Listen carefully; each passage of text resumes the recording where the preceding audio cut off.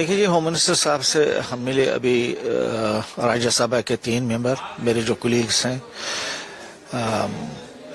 जब ये सेशन चल रहा था तो हमारे जो मेन इश्यूज थे जो हमने उनसे डिस्कस किए और उन्हें बड़े तामुल से हमारी बातों को सुना। एक तो ये था कि यही जो हैरेसमेंट हो रही हमारे बच्चों को, ट्रेडर्स को और जो लेबरर्स जम्मू कश्मीर से आते हैं, खासकर कश्मीर एरिया से। ब्लास्ट जो दिल्ली में हो गया, पोस्ट बॉम्ब ब्लास्ट, काफी हैरेसमेंट हो रही है। ये जो लड़के तालीम हासिल करते हैं या जो मजदूर यहाँ पर मजदूरी करते हैं मुख्तलिफ स्टेट्स में, या जो ट्रेडर्स हैं जो अपना कारोबार करते हैं, विंटर के इन महीनों में यहाँ पर आते हैं कारोबार करने के लिए, उनको काफी यहाँ पर हैरेसमेंट हो रही है। लड़कों को कॉलेजों से निकाला जाता है, मारपीट की जाती है, हॉस्टल में रहने नहीं दिया जाता है। इसी तरह जो ट्रेडर्स हैं उनको काम नहीं करने देते, उनको जो यहाँ पर वो रहते हैं उधर से बाहर नहीं निकलने दिया जाता है।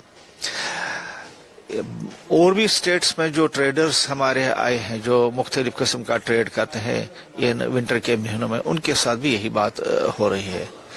तो हमने ऑनरेबल होम मिनिस्टर साहब से कहा कि ये जो टेररिज्म है ये तो एक ग्लोबल मीनेस है। ये सिर्फ हिंदुस्तान में नहीं, अगर आप दुनिया के नक्शे पर नजर डालेंगे तो हर जगह ये चल ही रहा है। आजकल अमेरिका में भी चल रहा है, जो सबसे बड़ी कंट्री है उधर भी चल रहा है, बाकी मुल्कों में भी चल रहा है। तो इसको उसी नजरिया से देखना चाहिए।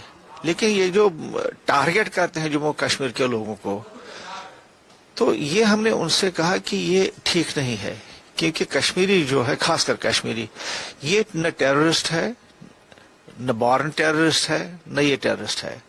आप देख लीजिए अभी जो पहलगाम में वाक़ा हुआ था, सारा कश्मीर निकल के आया सड़कों पर, उसके खिलाफ उन्होंने कंडेम किया टेररिज्म को, उन हरकत को।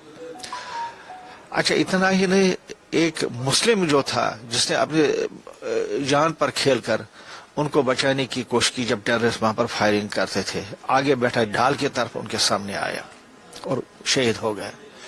तो लिहाजा सब लोग टेररिस्ट वहां पर नहीं हैं। तो यही वजह है कि हम ऑनरेबल जो होम मिनिस्टर साहब हैं उनके पास गए। उनको हमने कहा कि जो कश्मीरी लोग यहाँ पर आते हैं उनके साथ मतलब ये सुलूक जो हो रहा है ये नहीं होना चाहिए, ऐसा सुलूक नहीं होना चाहिए। तो जिन जिन स्टेटों में ये लोग रहते हैं वहां पर लॉ एंड ऑर्डर की मशीनरी जो है उनको कह देना चाहिए, ताकि वो प्रोटेक्शन दे दे उन मजदूरों को या लेबरर्स को या स्टूडेंट्स को तहफ़्फ़ुज़ दे दे। और जो जो इसमें मुलव्वस है उनके खिलाफ सख्त कार्रवाई होनी चाहिए, क्योंकि जब कार्रवाई होगी तो आगे ये लोग नहीं करेंगे। कि इस तरह जो बात हो रही उनको कोई पूछा नहीं जाता है तो वो एनकरेज होते हैं, तो और ज्यादा शिद्दत से हमारे लोगों को टारगेट करते हैं। तो उन्होंने इस सिलसिले में हमारे जो तशवीश थी बिल्कुल सुना, अच्छी तरीके से सुना। तो एक तो ये बात थी। दूसरा जो मामला था हमारा वो यह था कि जो बिजनेस रूल्स हैं, इस वक्त आपको पता है कि 2019 में रियासत जम्मू कश्मीर से जो उसका अपना आईनी तशख्खुस था, जो आइडेंटिटी थी जो 370 ने दी थी, वो खत्म हो गया। आपको मालूम है पार्लियामेंट में ये कानून बना, पार्लियामेंट में ये खत्म हो गया और उसके बाद सुप्रीम कोर्ट ने भी उस पर अपनी मुहर लगाई। तो इस वक्त फिर सुप्रीम कोर्ट ने कहा कि वहां पर इलेक्शन होना चाहिए रियासत जम्मू कश्मीर में। पहले डिलिमिटेशन होनी चाहे, उसके बाद इलेक्शन होने चाहे और उसके बाद स्टेट वापस देनी चाहे रियासत जम्मू कश्मीर के लोगों को। डिलिमिटेशन भी हो गया, इलेक्शन भी हो गया और आज 14-15 महीने हो गए, अभी तक स्टेट वापस नहीं हुई है। हमने सुना था कि ये जो यूटीज हैं उनको अपग्रेड करते हैं स्टेट्स में, लेकिन ये पहली दफा हुआ है कि स्टेट को डिग्रेड करके यूनियन टेरिटरी बनाया गया है और तोड़ के अलग 2 यूनियन टेरिटरी बनाई गई। जम्मू कश्मीर एक यूनिट है और लेह कारगिल एक यूनियन टेरिटरी बनाया गया है। तो इलेक्शन के बाद भी जो इख्तियारात हैं जो होने चाहिए था, अब स्टेट गवर्नमेंट के पास जो लोगों ने चुनाव में एक मैसिव मैंडेट दिया, लोग खुल के सामने आए। मेरे ख्याल में इतना मैसिव मैंडेट अभी तक किसी पार्टी को नहीं मिला और किसी लीडर को नहीं मिला जितना मैसिव मैंडेट उमर अब्दुल्ला साहब की सरकार में जो बनी नेशनल कॉन्फ्रेंस कांग्रेस की जो इत्तेहादी सरकार है, जो उनको मैंडेट मिला। लेकिन ये सरकार जो है, इनके पास कोई पावर ही नहीं। पावर अभी तक कंसंट्रेट है एलजी के पास। एलजी ही फैसला करता है, तमाम ब्यूरोक्रेसी उसके अंडर है। लॉ एंड ऑर्डर तो था ही पहले, वो तो एक स्टेट सब्जेक्ट, हर एक स्टेट में होता है, law and order state subject है। लेकिन जम्मू कश्मीर एक वाहिद यूटी अब बन गई है जहां लॉ एंड ऑर्डर जो है वो अब मरकज के सुपुर्द है। तो बाकी मामलात में भी रियासत जम्मू कश्मीर के जो काबीना है या जो चीफ मिनिस्टर, उनको कोई पावर्स नहीं है। तो इस सिलसिले में भी उनसे हमने रिक्वेस्ट की कि ये जो बिजनेस रूल हैं इनको लागू करना चाहिए। उसमें बताया जाए कि एलजी का क्या डोमेन है और काबीना का क्या डोमेन हो सकता है, कहाँ कहाँ ये अपना अपना काम करें। इस वक्त जो भी कोई फाइल काबीना भेजते हैं एलजी साहब के पास, वो उधर ही रुके रहते हैं, कोई काम नहीं होता है। आपको मैं ये बताऊं कि अभी स्टेट गवर्नमेंट का जो अकाउंटेंट जनरल है वो नहीं है। केसेस सारे पड़े, कोई फॉलो नहीं करता है स्टेट गवर्नमेंट के स्टेट के जो केसेस हैं, चाहे सुप्रीम कोर्ट में ही चाहे हाई कोर्ट में है। और अभी कुछ देर पहले रियासत के एक हाई कोर्ट के जज साहब ने कहा, चीफ जस्टिस ने कहा कि अगर ये स्टेट गवर्नमेंट यहाँ पर अकाउंटेंट जनरल को नहीं बनाएगी तो मैं खुद बनाऊंगा यहाँ पर अकाउंटेंट जनरल जो स्टेट के केसेस देखेगा। ये पोजीशन है हमारी। तो इस सिलसिले में भी हमारी बात हुई ऑनरेबल होम मिनिस्टर से, एक स्टेट के बारे में, एक ये इसके बारे में, जो रूल्स के बारे में, और ये जो हैरेसमेंट हमारे नौजवानों को हो रही, ट्रेडर्स को हो रही, इनको मैं समझता हूँ एक पॉजिटिव बात हुई। और मेरा ये भी मानना है कि इंशाल्लाह अनकरीब इस सिलसिले में कोई इकदाम लिया जाएगा, जो हमें लगा होम मिनिस्टर के साथ बात करने के बाद।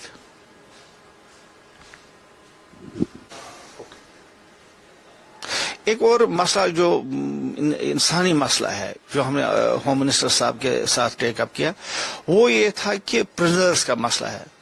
आप जानते हैं कि पिछले कई सालों से रियासत के जितने भी प्रिजनर्स हैं वो जम्मू कश्मीर से स्टेट से निकाल के अब बाहर रियासतों में है। ये उनकी तादाद हजारों में है। बहुत सारे ऐसे हैं इसमें जिनको मामूली केसेस हैं, किसी का पत्थर फेंकना है, कुछ ये वगैरह वगैरह, और जिन जुर्मों के तहत वो बंद हैं उनका तो सजा जो है उससे कम है जितनी उन्होंने 6-7 साल अब बाहर के जेलों में गुजारी हैं। वो सजा उन्होंने उसे दुगना सजा जो है ऑलरेडी उनको मिला है, लेकिन हैं बंद। हमने होम मिनिस्टर साहब से कहा कि जो ये केसेस हैं इनको आप वापस, ये प्रिजनर्स को वापस आप अपने स्टेट में भेज दीजिए ताकि वहां पर उनको लीगल असिस्टेंस में मिले। उनके बच्चे उनको अपने जो अब तो पेरेंट्स भी बन गए हैं बहुत, अपने माँ बाप को, अपने बाप को देखें, और जो बाप भी है वो अपने बच्चों को देखे। मुझे कुछ ऐसे भी बच्चे मिले हैं मेरे इलाके के जिन्होंने हमें कहा है कि हमने अपने बाप को सिर्फ फोटो पर देखा है।